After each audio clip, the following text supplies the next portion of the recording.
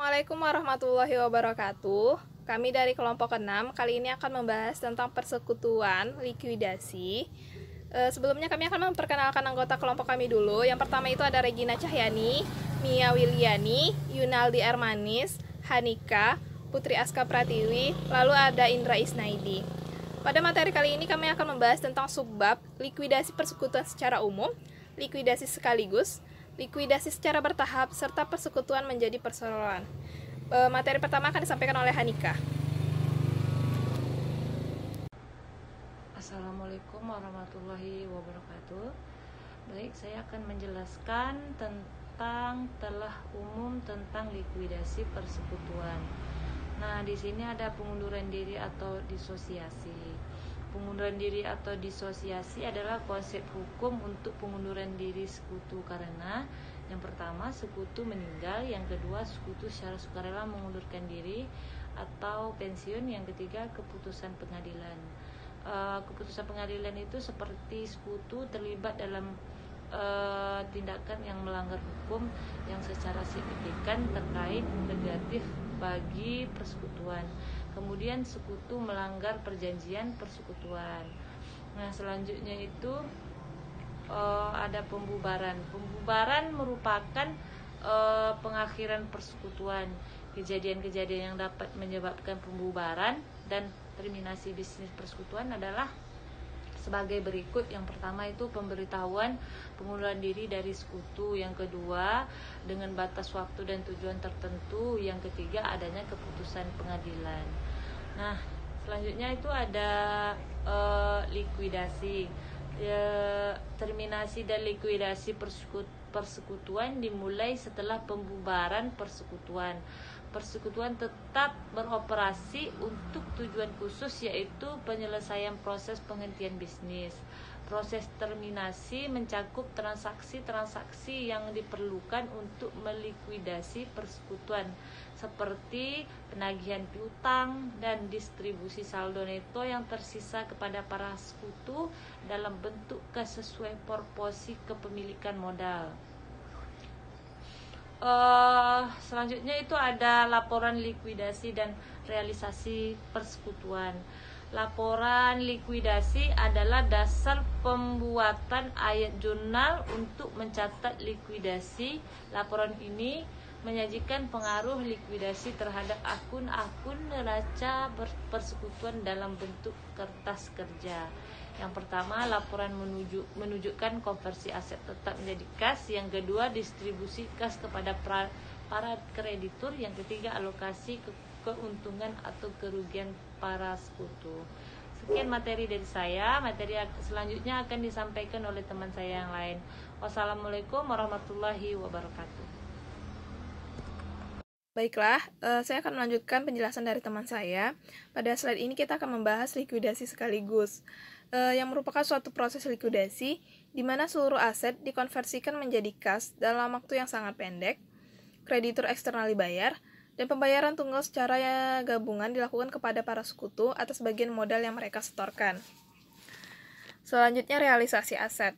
Yang pertama itu menjual seluruh aset perusahaan, baik persediaan, peralatan, ataupun piutang, untuk dijadikan kas yang besarannya dijual di bawah harga wajar yang akan mengalami kerugian. Yang kedua, membayar kreditur perusahaan dan pinjaman antar sekutu. Dan yang terakhir, jumlah yang tersisa didistribusikan kepada sekutu. Beban likuidasi. Dalam proses likuidasi juga akan melibatkan beberapa beban seperti beban hukum, beban akuntansi tambahan, dan juga persekutuan akan menanggung biaya penghentian usaha seperti biaya iklan khusus, mencari agen penjualan perusahaan peralatan khusus, yang mana beban ini akan dialokasikan terhadap akun modal para sekutu dalam rasio distribusi laba rugi. Slide ini kita akan membahas tentang ilustrasi likuidasi sekaligus. Contohnya itu persekutuan ABC dengan para sekutu yang terdiri dari Aldi, Bayu, dan Citra. Pada tahun 2014, mereka menyesuaikan persentase distribusi laba rugi berdasarkan besarnya peran masing-masing sekutu. Hasil penyesuaian distribusi laba rugi yakni Aldi sebesar 40%, Bayu 40%, serta Citra 20%. Ringkasan neraca saldo per tanggal 1 Mei 2015 pada saat para sekutu memutuskan untuk melikuidasi usaha adalah sebagai berikut. Kas sebesar 10 juta, aset non-kas sebesar 90 juta, liabilitas 42 juta, modal Aldi 34 juta, modal Bayu 10 juta, lalu modal Citra 14 juta. Total keseluruhannya itu adalah 100 juta. Dengan persamaan akuntansi yang ada, yang terbentuk, aset dikurangin kewajiban sama dengan ekuitas pemilik. Maka aset tadi sebesar 100 juta dikurangi dengan kewajiban 42 juta, maka 58 juta ini adalah ekuitas dari pemilik. Selanjutnya, ada 3 kasus yang akan menggambarkan atau menunjukkan konsep likuidasi persekutuan yang digunakan secara umum. Yang pertama, persekutuan masih solven dan tidak terdapat defisit dalam akun modal sekutu. Yang kedua, persekutuan masih solven dan timbul defisit pada akun modal sekutu. Dan terakhir, kasus 3, persekutuan tidak solven dan timbul defisit pada akun modal sekutu. Kita akan membahas kasus pertama, yang mana persekutuan masih solven dan tidak terdapat defisit dalam akun modal sekutu. Yang pertama harus kita ketahui, solven itu adalah keadaan di mana sekutu memiliki kewajiban pribadi tetapi tidak melebihi dari aset pribadi mereka.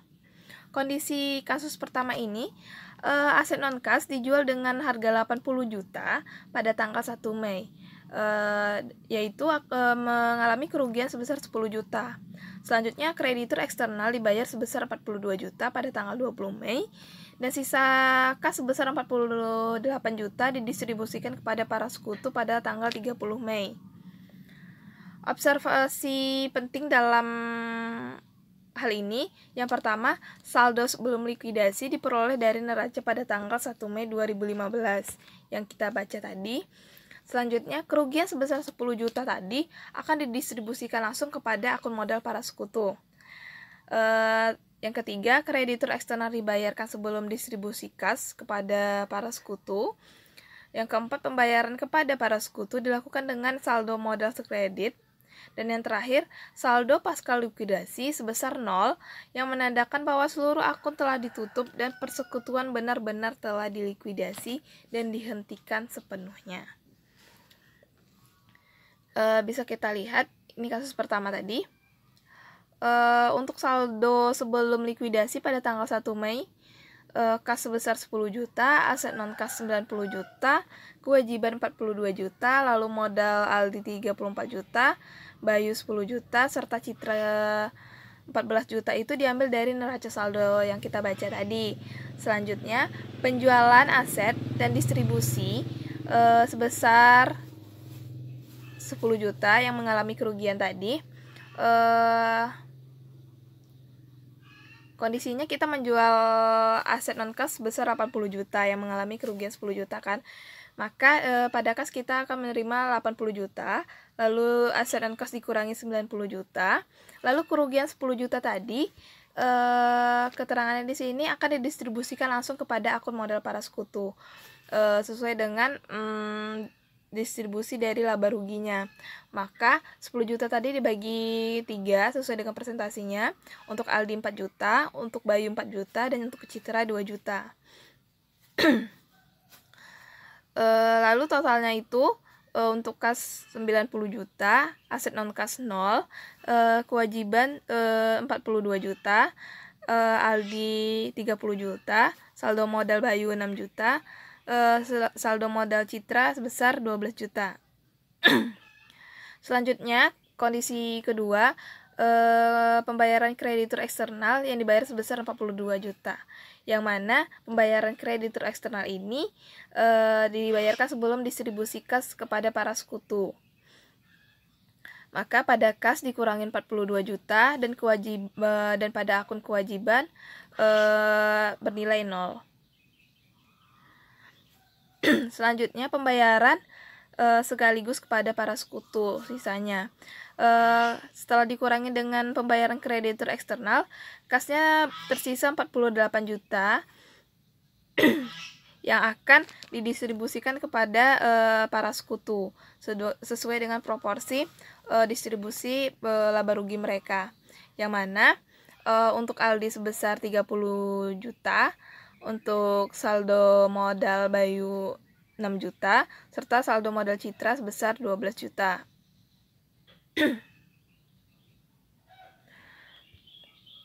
Laporan realisasi dan likuidasi persekutuan merupakan dasar ayat jurnal yang akan mencatat proses likuidasi sebagai berikut.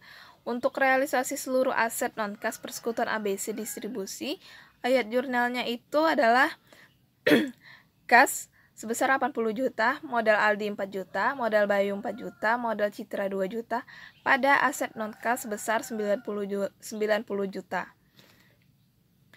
Yang mana kerugian sebesar 10 juta tadi didistribusikan langsung sesuai rasio laba rugi kepada para sekutu. Lalu ayat jurnal untuk pembayaran kepada kreditur eksternal pada tanggal 20 Mei 2015 yaitu kewajiban pada kas sebesar 42 juta.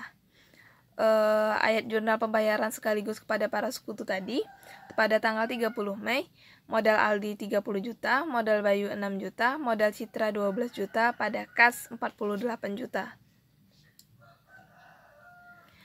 Baiklah, sekian yang dapat saya sampaikan. Terima kasih.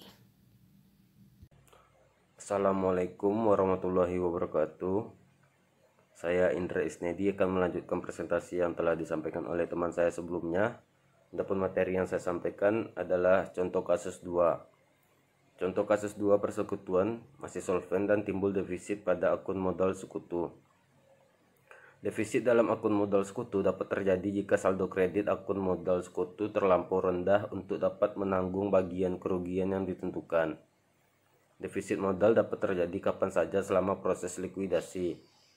Defisit modal dapat dihilangkan melalui beberapa cara. Yang pertama yaitu para sekutu menginvestasikan kas atau aset lain untuk mengeliminasikan defisit modal.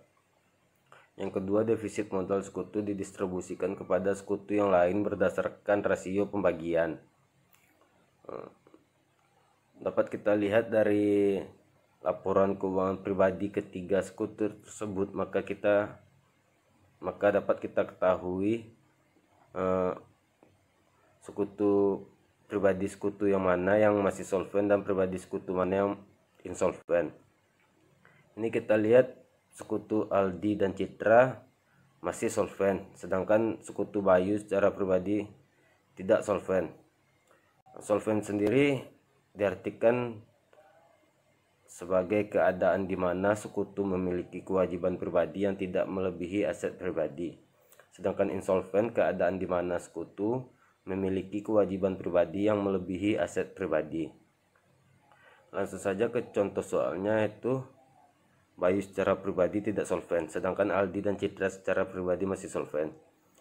Aset non-kas persekutuan dijual dengan harga 35 juta pada tanggal 15 Mei 2000x5 dan kerugian sebesar 55 juta dialokasikan pada akun modal para sekutu. Kreditor eksternal dibayar sebesar 42 juta rupiah pada tanggal 20 Mei 20x5. Oleh karena Bayu secara pribadi tidak solvent, maka defisit modal Bayu sebesar 12 juta dialokasikan kepada para sekutu yang lainnya. Kemudian sisa kas sebesar 4 juta didistribusikan kepada para sekutu sebagai pembayaran sekaligus pada tanggal 30 Mei 20x5.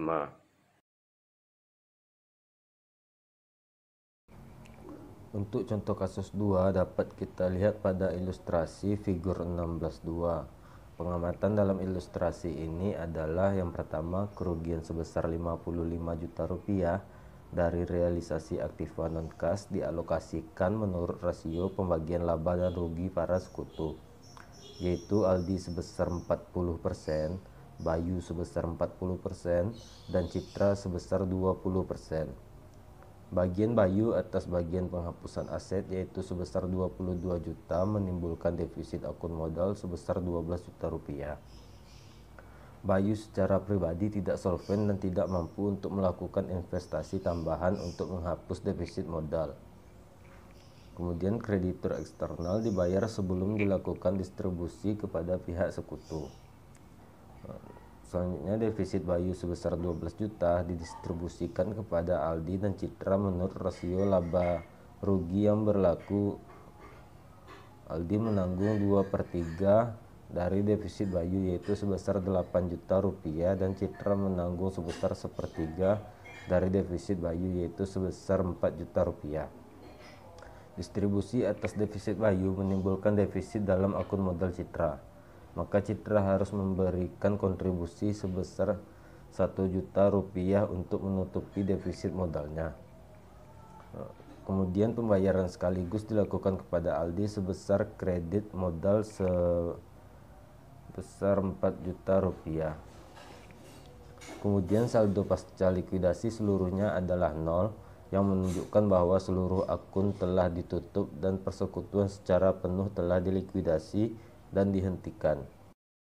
Selanjutnya kasus 3, persekutuan tidak solven dan timbul defisit pada akun modal sekutu, yaitu keadaan di mana persekutuan yang mengalami insolven, kas yang ada dan kas yang dihasilkan dari penjualan aset tidak cukup untuk membayar kewajiban persekutuan. Ini menimbulkan defisit pada akun modal sekutu. Dengan ilustrasi kasus 3 sebagai berikut. Aldi dan Citra secara pribadi masih solven, dan Bayu secara pribadi tidak solven seperti halnya kasus 2. Aktiva non-kas dijual sebesar 20 juta rupiah pada tanggal 15 Mei 2005. Kreditur eksternal dibayar sebesar 42 juta pada tanggal 20 Mei 2005. Dalam kasus 3, Aldi dan Citra melakukan kontribusi modal tambahan untuk mengeliminasi defisit modal mereka. Ketika seorang sekutu harus menutupi defisit modal sekutu lainnya, sekutu yang mampu menutupi dapat menuntut sekutu yang gagal menutupi defisitnya tersebut. Kegagalan Bayu sebesar 12 juta pada kasus 2 dan 18 juta pada kasus 3 mengharuskan Aldi dan Citra untuk menutupi modal defisit Bayu. Aldi dan Citra dapat menuntut secara hukum kepada Bayu dan dimasukkan sebagai kewajiban pribadi Bayu. Walaupun Bayu secara pribadi insolven, Aldi dan Citra kemungkinan dapat memperoleh sebagian jumlah yang ditanggungnya. Untuk contoh kasus 3, diperlihatkan ilustrasinya pada figur 16.3. Pengamatan dari ilustrasi figur 16.3 ini adalah: yang pertama, kerugian sebesar 70 juta dialokasikan kepada sekutu menurut rasio pembagian laba dan rugi yang ada. Alokasi ini menimbulkan defisit akun modal Bayu sebesar 18 juta. Yang kedua, karena Bayu secara personal tidak solven, maka defisit sebesar 18 juta yang ditanggung Bayu dialokasikan kepada Aldi dan Citra sesuai dengan rasio pembagian laba dan rugi antara keduanya, yaitu 40/60 untuk Aldi dan 20/60 untuk Citra. Distribusi defisit Bayu menghasilkan defisit sebesar 6 juta untuk Aldi dan defisit sebesar 6 juta untuk Citra. Kemudian Aldi dan Citra melakukan kontribusi modal tambahan untuk menyelesaikan defisit modal yang masing-masing nilainya 6 juta. Saldo kas yang dapat sebesar 42 juta yang telah tersedia digunakan untuk membayar kreditur eksternal. Selanjutnya itu makanya dapat saldo pasca likuidasi seluruhnya adalah 0, yang menunjukkan bahwa seluruh akun yang ada telah ditutup dan persekutuan secara penuh telah dilikuidasi dan dihentikan. Baiklah, itu tadi presentasi yang dapat saya sampaikan. Lebih dan kurang saya mohon maaf. Selanjutnya akan disampaikan oleh teman saya. Assalamualaikum warahmatullahi wabarakatuh. Saya akan melanjutkan presentasi dari teman saya. Materi selanjutnya yaitu likuidasi bertahap, yaitu suatu likuidasi secara umum memerlukan beberapa bulan dalam penyelesaian dan menyangkut pembayaran secara periodik atau cicilan bertahap kepada para sekutunya selama masa likuidasi. Jadi bedanya di sini, kalau yang sebelumnya tadi itu likuidasinya langsung sekaligus dilakukan. Kalau ini ada beberapa tahap sampai barang itu semua laku dijual dan kas itu dapat didistribusikan kepada para sekutu. Likuidasi bertahap ini mencakup distribusi kas kepada sekutu sebelum likuidasi aset sepenuhnya dapat dilakukan. Lalu selanjutnya adalah sebelum kita melakukan likuidasi bertahap ini, panduan akuntan dalam membuat pembayaran distribusi kas yang aman itu ada 3 hal. Yang pertama adalah tidak mendistribusikan kas hingga seluruh kewajiban dan beban likuidasi tersebut dapat dicadangkan dan dibayarkan. Yang kedua yaitu membuat antisipasi kemungkinan terburuk yang mana sebelum uang itu dapat dibagi kepada para sekutu. Misalnya kita asumsikan bahwa seluruh aset itu tidak dapat laku terjual atau mengalami kerugian. Yang kedua bisa jadi defisit yang timbul dari akun modal para sekutu yang lain dan harus kita tanggungkan atau kita distribusikan kepada para sekutu yang tersisa. Lalu selanjutnya akuntan harus mengasumsikan kasus terburuk yang terjadi kepada sisa kredit modal para sekutu. Lalu membuat daftar pembayaran aman untuk pembayaran kasnya tersebut. Baiklah, kita akan masuk ke contoh soal yang mana neraca saldo persekutuan ABC pada 1 Mei 2000 X5. Yang mana dapat kita lihat sendiri ini sama kayak neraca saldo soal sebelumnya, yaitu total aset kas dan non kas yaitu 100 juta dan liabilitas maupun modal 100 juta. Untuk likuiditas bertahap ini ada 5 langkah utama yang harus dilakukan untuk sebelum pembagian atau likuidasi selesai dilaksanakan. Yang pertama yaitu laporan keuangan pribadi dari ketiga sekutu tersebut harus dibuat secara rinci, yang mana dapat kita lihat pada proses 1 di gambar, yaitu Tuan Aldi, Bayu, dan Citra memiliki aset dan liabilitas pribadi, lalu ditentukan berapa kekayaan bersih atau defisitnya. Yang kedua yaitu aset non-kas persekutuan dijual sebagai berikut. Ini lengkapnya dapat kita lihat pada proses 2, yang mana tanggal 15 bulan Mei dijual aset non-kas itu, yang mana nilai bukunya 55 juta, yang kita jual seharga 45 juta sehingga menimbulkan kerugian 10 juta. Selanjutnya tanggal 15 Juni juga dijual sebesar 30 juta, tapi hanya dapat terjual sebesar 15 juta sehingga mengalami kerugian lagi sebesar 15 juta. Lalu terakhir aset yang tersisa 5 juta dijual dengan harga 5 juta dan ini tidak ada mengalami kerugian. Langkah selanjutnya itu kreditur eksternal dibayar pada tanggal 20 Mei sebesar 42 juta. Yang keempat, para sekutu bersepakat untuk menyimpan cadangan tunai sebesar 10 juta selama proses likuidasi yang digunakan untuk membayar beban likuidasi yang mungkin timbul. Di sini 10 jutanya kita simpan pada tanggal terakhir pendistribusian kas, yang mana 10 juta ini digunakan sebagai beban likuidasi yang mungkin saja bisa timbul di kemudian hari. Yang kelima, yaitu para sekutu bersepakat untuk mendistribusikan kas itu pada setiap akhir periode bulan, mana bulan 5 yaitu pada tanggal 31, bulan 6 tanggal 30, dan terakhir yaitu pada tanggal 31 Mei 2000 X5. Berikut adalah peristiwa yang terjadi selama likuidasi bertahap ini berlangsung, yang mana pada bulan Mei ada 3 transaksi seperti yang teman-teman bisa baca di slide kami, yaitu yang pertama penjualan aset yang 55 juta tadi mengalami kerugian 10 juta. Yang kedua yaitu pembayaran hutang atau kewajiban kepada pihak eksternal sebesar 42 juta. Lalu yang ketiga pendistribusian kas yang tersedia atau yang aman pada tanggal 31 Mei 2000 X5. Langkah-langkahnya ini adalah penjelasan tentang setiap transaksi yang akan kita lakukan pada bulan Mei tersebut. Teman-teman bisa baca sendiri. Yang mana hasil akhir dari bulan Mei ini itu aset atau persamaan sederhana akuntansi itu harus menghasilkan jumlah aset yang tersisa itu 45 juta dengan ekuitas pemilik yaitu 45 juta. Nanti akan saya jelaskan pada tabel. Selanjutnya yaitu transaksi selama bulan Juni. Selama bulan Juni aset non kas sebesar 30 juta dijual pada tanggal 15 Juni yang mana mengalami kerugian 15 juta. Lalu selanjutnya pada tanggal 30 Juni kas yang tersedia dibagikan kepada sekutu sebagai pembayaran bertahap tersebut. Ini schedule pembayaran yang aman yang diciptakan. Nanti saya akan jelaskan pada tabelnya. Selanjutnya itu transaksi pada bulan Juli. Ya, bulan Juli aset yang kita miliki tadi ada 90 juta. Lalu bulan Mei kita sudah menjual 55 juta. Lalu kan tinggal 35 juta. Pada bulan Juni kita sudah jual 30 juta, maka sisa 5 juta. Dan aset yang terjual 5 juta ini terjual dengan harga normalnya. Lalu biaya likuidasi yang timbul pada persekutuan yaitu sebesar 7.500.000 dan sehingga menimbulkan defisit sebesar 3 juta pada akun modal Bayu dan sisa sebesar 2.500.000 dari cadangan 10 juta yang kita cadangkan di awal pada bulan Mei tadi kita keluarkan dan kita distribusikan kepada para sekutu.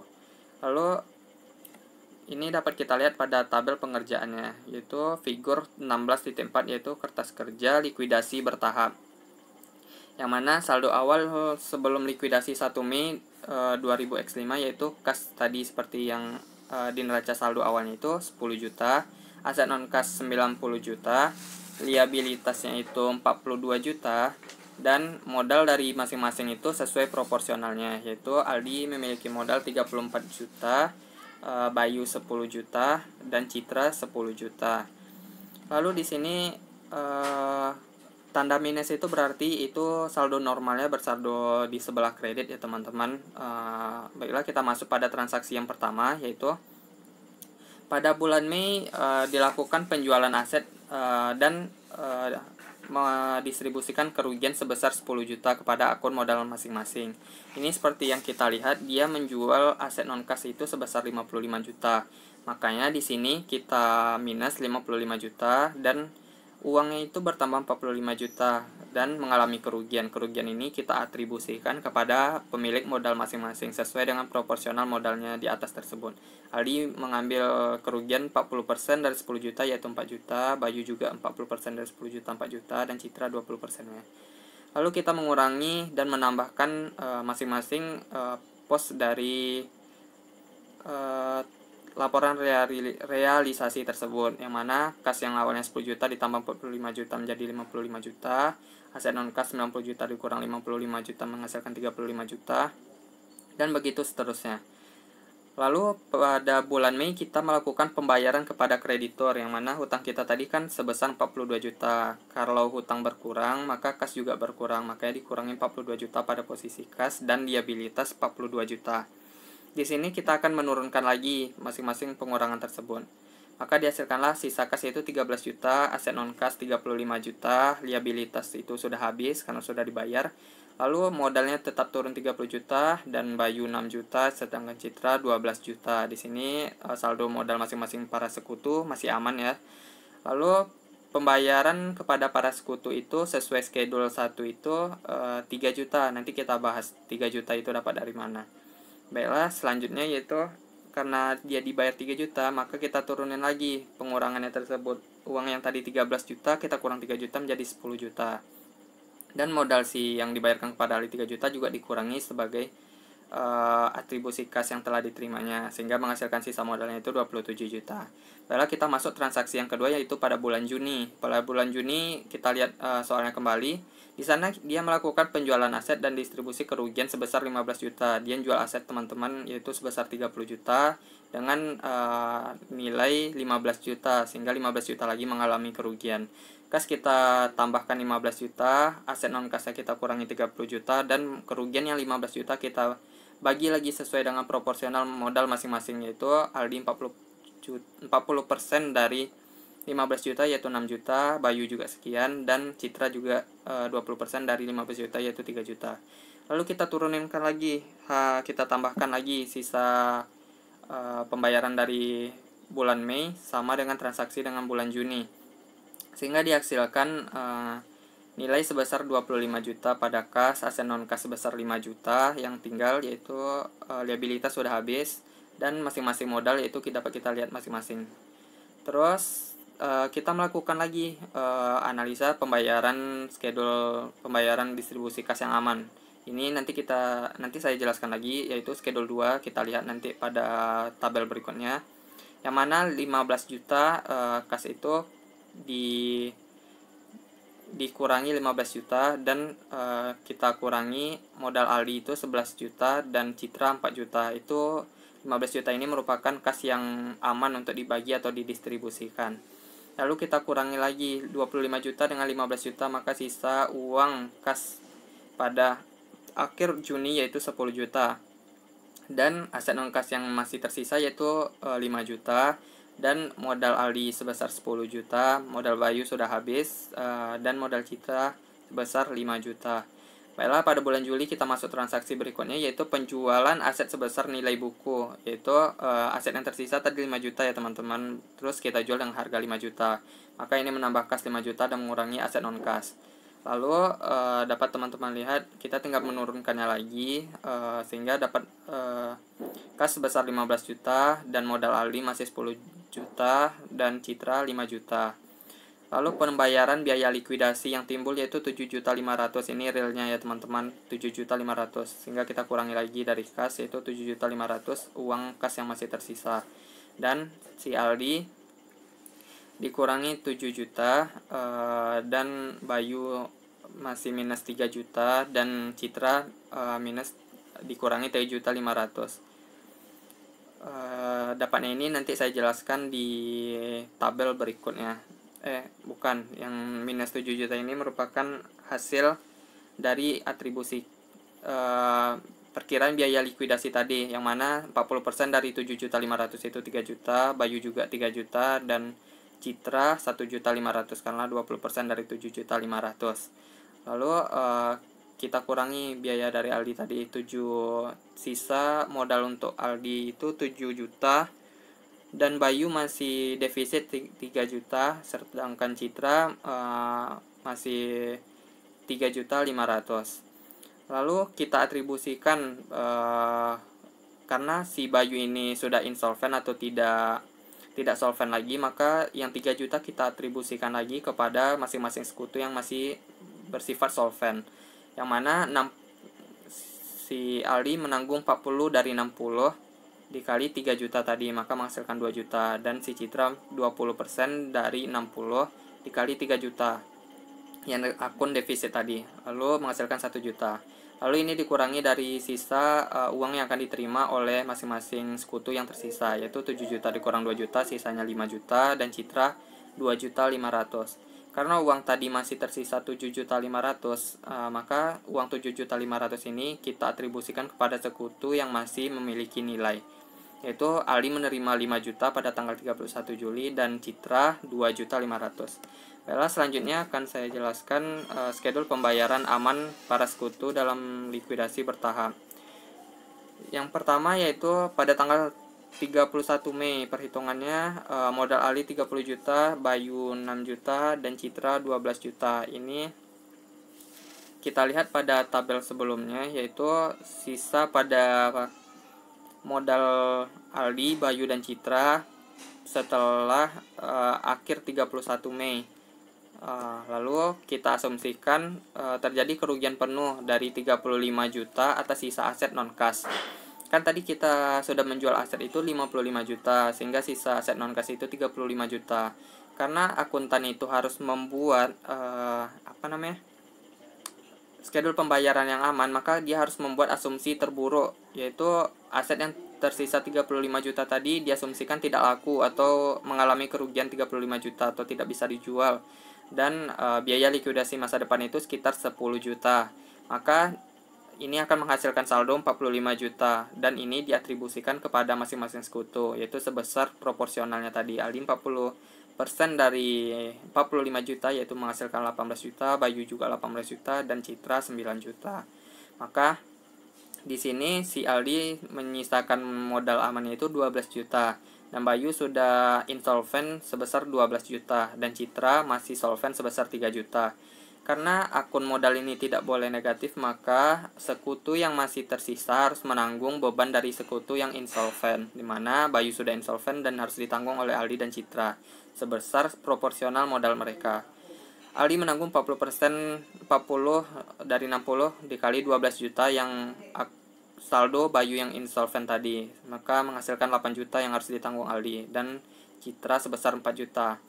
Lalu di sini kita kurangi lagi sisa modal tersebut, yaitu Aldi sebesar 4 juta dan Citra menghasilkan insolven juga 1 juta. Karena Citra insolven 1 juta, maka ini harus dibebankan lagi kepada Aldi sebesar 1 juta. Maka pembayaran yang aman itu 3 juta pada akun Aldi. Sehingga seperti yang kita lihat pada di atas tadi, pembayaran kas itu yang aman 3 juta itu diperoleh dari tabel ini tadi.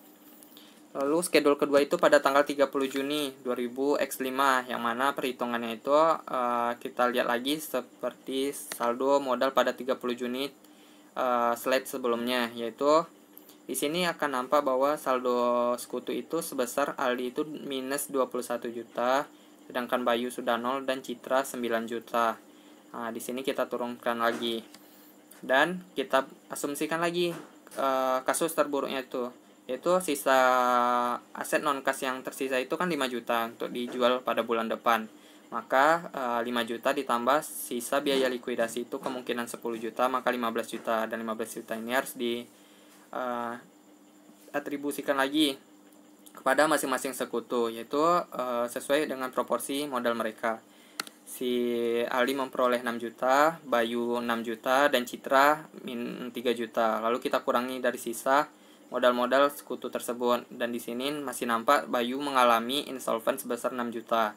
Dan seperti langkah sebelumnya, ini harus ditanggung oleh para sekutu yang lainnya. Sehingga maka didapatkanlah pembayaran yang aman pada tanggal 30 Juni itu. Aldi memperoleh 11 juta dan Citra memperoleh 4 juta. Maka angka inilah yang kita pindahkan pada slide yang sebelumnya tadi, pada pembayaran aman tanggal 30 Juni 2000x5. Baiklah, mungkin sekian dari saya. Materi selanjutnya akan disampaikan oleh teman saya. Baiklah, terima kasih. Baiklah, saya akan melanjutkan presentasi dari teman saya. Yang selanjutnya adalah rencana distribusi kas. Rencana distribusi kas ini merupakan proses awal yang dilakukan oleh akuntan untuk memberikan gambaran kepada para sekutu mengenai pembayaran kas bertahap yang akan diterima masing-masing sekutu pada saat kas telah tersedia. Jadi kan tadi tahap-tahapnya itu setelah membayar utang kepada pihak ketiga, para sekutu kemudian menjual asetnya untuk dicairkan menjadi kas dan nantinya akan didistribusikan kepada para sekutu. Nah, ini merupakan rencana yang dilakukan oleh akuntannya untuk memberikan gambaran kepada para sekutu mengenai kas yang akan diterima pada saat kas tersebut telah tersedia. Nah, yang pertama yaitu kemampuan menanggung kerugian atau loss absorption power atau LAP. Jadi, seorang sekutu ini diartikan sebagai kerugian maksimum yang dapat terjadi dalam persekutuan sebelum saldo akun modal pinjaman sekutu dilunasi. LAP ini dapat kita hitung dengan saldo akun modal sekutu dibagi dengan bagian laba dan rugi sekutu.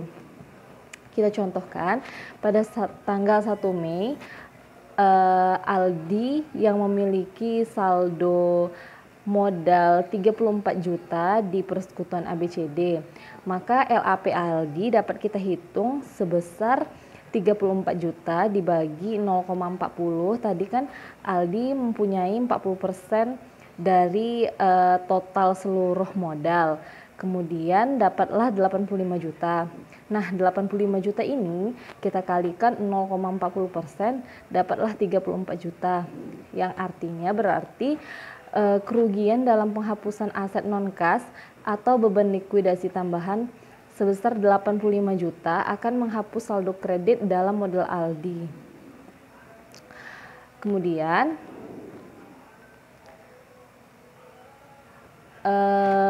ini merupakan ilustrasi rencana distribusi kas. Kita lihat atau kita hitung itu dari awal persekutuan ABCD, neraca saldonya dapat kita lihat, kasnya, aset non kasnya, kemudian liabilitas, modal Aldi, modal Bayu, modal Citra, dan totalnya. Nah, ini merupakan rencana distribusi kas untuk melikuidasi persekutuan tadi. Jadi di persekutuan ini itu kemampuan kerugian masing-masing sekutu dihitung ketika saldo modal sebelum likuidasi dibagi dengan presentasi pembagian laba rugi sekutu. Jadi Aldi kan tadi memiliki LAP tertinggi dan Citra yang kedua, kemudian Bayu yang terendah. Nah, LAP masing-masing sekutu merupakan jumlah kerugian yang akan menghapuskan secara total saldo kredit modal netonya. Jadi Aldi merupakan sekutu yang paling rentan untuk mengalami kerugian dan Bayu adalah yang paling rentan terhadap kerugian. Aldi adalah sekutu yang paling tidak rentan dan Bayu merupakan sekutu yang paling rentan. Nah, karena Aldi yang paling tidak rentan, maka Aldi ini yang kita dahulukan gitu. Jadi nanti pada saat rencana distribusi ini kita akan mengutamakan si Aldi ini dulu untuk yang menerima dari kas yang tersedia, dihitung berdasarkan presentasinya. Jadi pembayaran kepada kreditur nanti setelah pembayaran kepada kreditur nanti Aldi adalah satu-satunya sekutu yang akan menerima kas hingga LAP menurun ke tingkat sekutu tertinggi berikutnya, yaitu Citra. Jadi kalau misalnya LAP-nya ini udah sama nih antara Aldi dan Citra, maka nanti mereka berdua yang akan diutamakan sesuai dengan presentasi modal yang mereka miliki. Dapat kita lihat ya di sini itu ada kemampuan menanggung kerugian, kemudian akun modal. Presentasi pembagian laba ruginya sesuai dengan presentasi modal yang mereka miliki, yaitu Aldi 40%, Bayu 40%, dan Citra 20%. Kemudian saldo modalnya Aldi 34 juta, Bayu 10 juta, dan Citra 14 juta. Kemudian kita hitung LAP-nya, itu dengan cara tadi ya, modal dibagi dengan presentasi, kemudian dapatlah LAP-nya. Itu Aldi 85 juta, kemudian Bayu 25 juta, Citra 70 juta. Nah, setelah tadi udah kita bayar kepada kreditur, maka kita harus melakukan menurunkan LAP Aldi nih biar sejajar dengan Citra. Jadi kita harus mengurangkan sebesar 15 juta. Si Citra kan 70, Aldi 85. Maka kita kalikan 15 juta dikali 0,40%, dapatlah 6 juta. Jadi kita distribusikan kepada Aldi sebesar 6 juta agar LAP Aldi dan Citra itu sejajar. Kemudian selanjutnya nah, LAP Citra dengan Aldi tadi kan udah sama, 70 juta, dan si Bayu 25 juta. Kemudian kita lakukan penurunan LAP tertinggi berikutnya, yaitu LAP si Aldi sebesar 45 juta agar sejajar dengan si Bayu, yaitu dengan cara 45 juta tadi dikali 0,40%, dapatlah 18 juta. Nah, sebesar 45 juta tadi dapat 18 juta kita distribusikan lagi kepada Aldi. Jadi Aldi udah sama nih LAP-nya dengan si Bayu, dan si Citra kita turunkan lagi sebesar 45 juta juga agar sama dengan Bayu. Maka 45 juta dikali 0,20 dapatlah 9 juta. LAP mereka udah sama nih, 25 Aldi, 25 Bayu, dan 25 Citra. Kemudian saldo yang mereka miliki, si Aldi 10, si Bayu 10, dan Citra 5 juta. Kemudian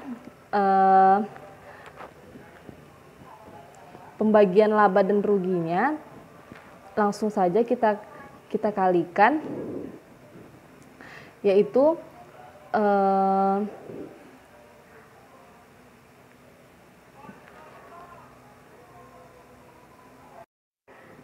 nah, jadi dapat kita simpulkan bahwa Aldi menerima sebesar 24 juta dari total kas yang diterimanya. Kemudian Citra menerima 9 juta dan Bayu, sebenarnya Bayu ini udah defisit dari awal ya, jadi dia tidak menerima apa-apa.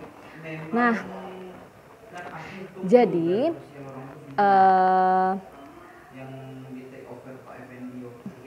selanjutnya yaitu itu kan yang di atas tadi merupakan rencana sebelum kas itu tersedia. Yang kemudian adalah konfirmasi rencana distribusi kas. Jadi kasnya ini sudah tersedia, kurang lebih memang sama ya. Kita lihat di sini persekutuan ABCD dengan saldo akun modal 1 Mei sampai dengan 31 Juli. Saldo modal 31 Mei sebelum distribusi ini yang di awal tadi 34 Aldi, Bayu 10 dan Citra 14. Dia kan tadi total asetnya ada 90 juta, dia jual 80, maka yang 10 juta nih kita bagi rata sesuai dengan presentasi mereka masing-masing, yaitu Aldi 4 juta, Bayu 4 juta, dan Citra 2 juta. Kemudian dapatlah sisanya, kemudian distribusi kas yang tersedia pada tanggal 1 Mei tadi kan ada 3 juta tuh. Kita harus prioritaskan kepada Aldi karena Aldi yang paling tidak rentan, maka Aldi yang mendapat distribusi kas yang 3 juta yang tersedia di neraca saldo tadi, maka Aldi saldonya 27 dan Bayu 6 juta, kemudian Citra 12 juta. Nah, selanjutnya adalah kerugian bulan Juni sebesar 15 juta atas penghapusan aset. 15 juta ini dibagi dengan sesuai dengan presentasinya. Bayu Aldi 6 juta, Bayu 6 juta, dan Citra 3 juta. Sisalah Aldi 21 juta dan Bayu sudah tidak menerima apa-apa. Kemudian Citra tinggal saldonya 9 juta. Distribusi kas yang tersedia sebesar 15 juta untuk para sekutu pada tanggal 30 Juni yaitu 3 juta. Berikutnya untuk menyelesaikan 6 juta prioritas untuk Aldi tadi. Sisanya kan 12 juta. Jadi kita bagi kepada Aldi 40 bagi 60 untuk Aldi. Kemudian 20 per 60 untuk Citra. Jadi Aldi menerima 8 juta dan Citra menerima 4 juta. Sisalah saldo modal Aldi 10 dan Citra 5 juta. Kemudian ada biaya likuidasi sebesar 7.500.000 dibagi juga sesuai dengan presentasi. Si Aldi 3 juta, Bayu 3 juta, dan Citra 1.500.000. Karena si Bayu ini kan udah defisit ya, sudah nol, masa dia menanggung kerugian lagi. Maka kerugian si Bayu ini kita bagi kepada Aldi dan Citra sesuai dengan presentasinya. Kemudian yaitu si Aldi 2 juta dan Citra 1 juta. Dapatlah saldo akhirnya si Aldi 5 juta dan Citra 2.500.000. Kemudian pembayaran final 7.500.000 kepada para sekutu pada tanggal 31 Juli yaitu sebesar 5 juta dan 2.500.000. Terima kasih, mohon maaf apabila ada kesalahan. Assalamualaikum warahmatullahi wabarakatuh. Oke, baiklah, saya akan melanjutkan pembahasan dari teman saya, dan saya akan membahas tentang pembahasan tambahan pengubahan persekutuan menjadi perseroan. Seiring dengan perkembangan persekutuan, para sekutu dapat memutuskan dan mengubah bentuk usahanya menjadi perseroan agar dapat memperoleh akses pendanaan ekuitas tambahan, mengatasi tanggung jawab pribadi, mendapatkan keuntungan pajak tertentu, dan untuk mencapai tujuan usaha yang cukup berat.